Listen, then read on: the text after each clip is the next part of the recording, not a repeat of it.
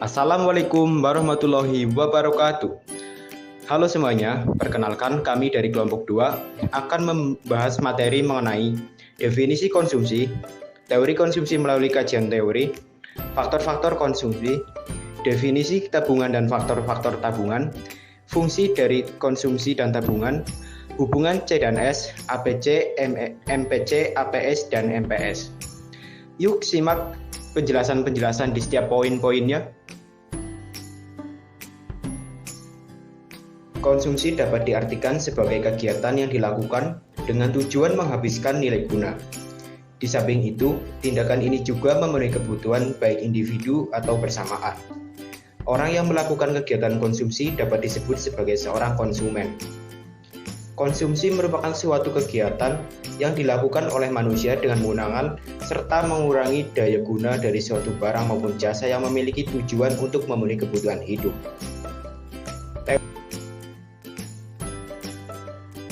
Menurut Ghilarzo tahun 2003, pengertian konsumsi adalah titik pangkal dan tujuan akhir dari seluruh kegiatan ekonomi masyarakat. Menurut Gregory Marcui 2007, pengertian konsumsi adalah pembelajaran barang dan jasa oleh rumah tangga. Yang dimaksud dengan barang adalah barang rumah tangga yang sifatnya tahan lama meliputi perlengkapan, kendaraan, dan barang yang tidak tahan lama. Contohnya makanan dan pakaian. Pembelajaran jasa yang dimaksud adalah barang yang tidak dapat berwujud konkret, contohnya pendidikan. Terdapat beberapa teori terkait pembahasan konsumsi yang telah dikemukakan oleh beberapa ahli seperti teori John Maynard Keynes, teori siklus hidup, teori pendapatan relatif, dan teori pendapatan permanen. Teori John Maynard Keynes. Menurut teori John Maynard Keynes memberikan pendapat mengenai teori konsumsi. Ia mengatakan jumlah konsumsi saat ini berhubungan langsung dengan pendapatan. Rumusan teori John Maynard Keynes menggambarkan tingkat konsumsi pada berbagai pendapatan. Selanjutnya, teori siklus hidup.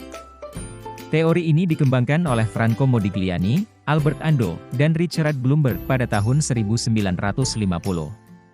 Menurut teori konsumsi siklus hidup, faktor sosial ekonomi seseorang maupun rumah tangga dinilai sangat memengaruhi pola konsumsi.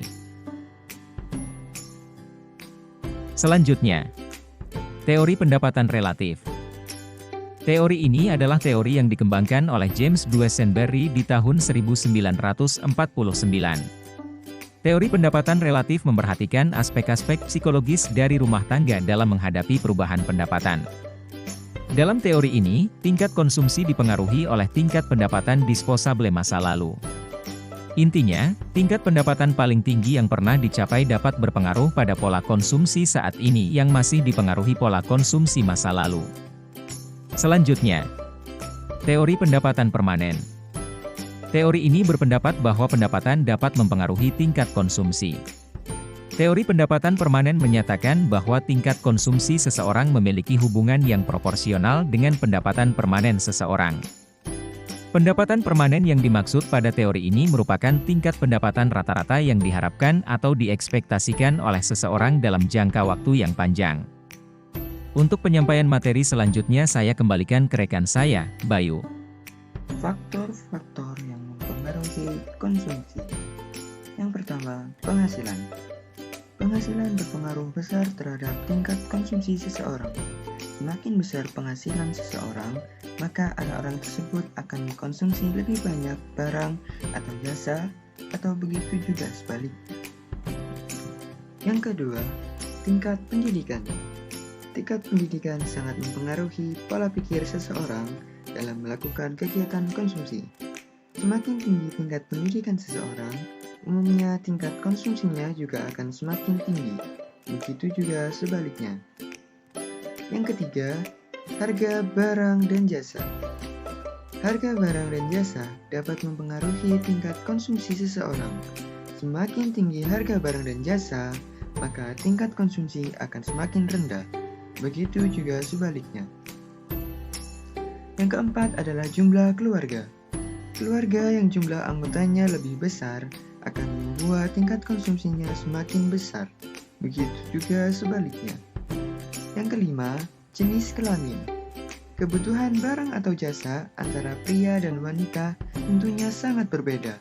Hal tersebut juga akan mempengaruhi tingkat konsumsi. Yang keenam, selera dan gaya. Sebagian orang memiliki selera dan gaya yang lebih baik dalam hal berbusana maupun hal lainnya. Hal ini membuat tingkat konsumsi mereka menjadi lebih tinggi ketimbang mereka yang kurang memperhatikan gaya. Yang ketujuh, adat istiadat dan kebiasaan. Kebiasaan dan adat istiadat di suatu daerah juga mempengaruhi tingkat konsumsi masyarakat. Yang kedelapan, tingkat bunga. Ahli ekonomi klasik menganggap bahwa konsumsi merupakan fungsi dari tingkat bunga. Khususnya mereka percaya bahwa tingkat bunga mendorong tabungan dan mengurangi konsumsi.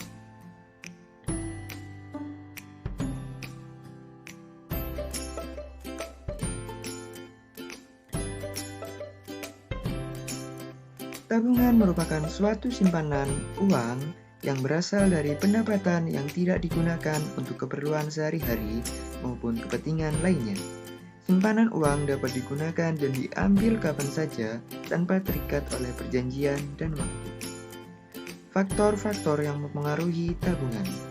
Yang pertama adalah pendapatan. Yang kedua, lama belanja. Yang ketiga, tingkat pendidikan. Dan yang keempat, tingkat suku bunga.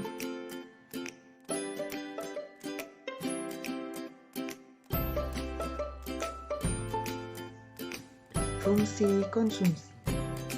Fungsi konsumsi adalah fungsi yang menunjukkan hubungan antara konsumsi dengan pendapatan. Bentuk dari fungsi konsumsi sebagai berikut. C sama dengan A plus BY. Fungsi tabungan. Fungsi tabungan adalah fungsi yang menunjukkan hubungan antara tabungan dan pendapatan. Fungsi tabungan contohnya sebagai berikut. S sama dengan min A plus dalam kurung 1 min B tutup kurung Y.